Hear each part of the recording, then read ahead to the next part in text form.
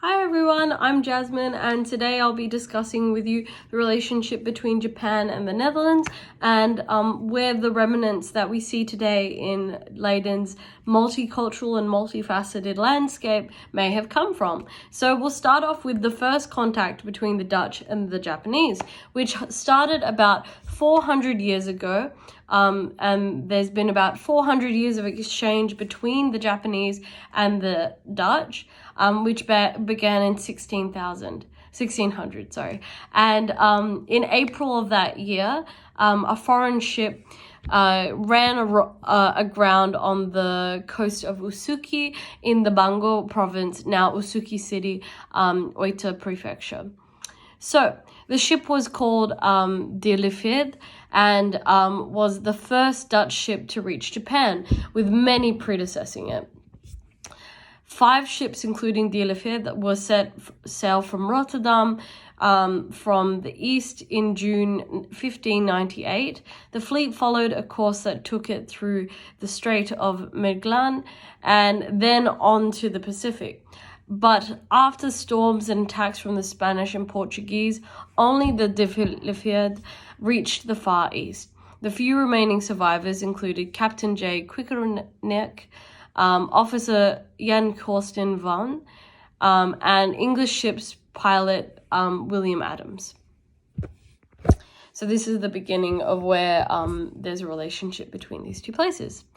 Then from there, the Japanese allowed the Netherlands to start trading with them, and they began using and inhabiting the Dejima of Deshima. So Dejima in the 17th century, also called Tokushima, was an artificial island built off Nagaki, Japan, that served as a trading post for the Portuguese through the 1570 to 1639, and subsequently for the Dutch in 1641 through to 1854.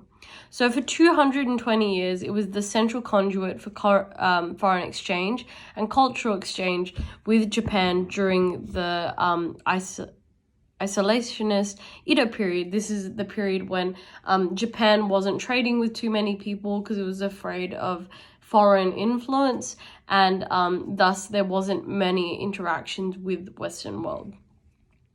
It was the only Japanese territory open to Westerners, this small Deshima, which was the artificial island.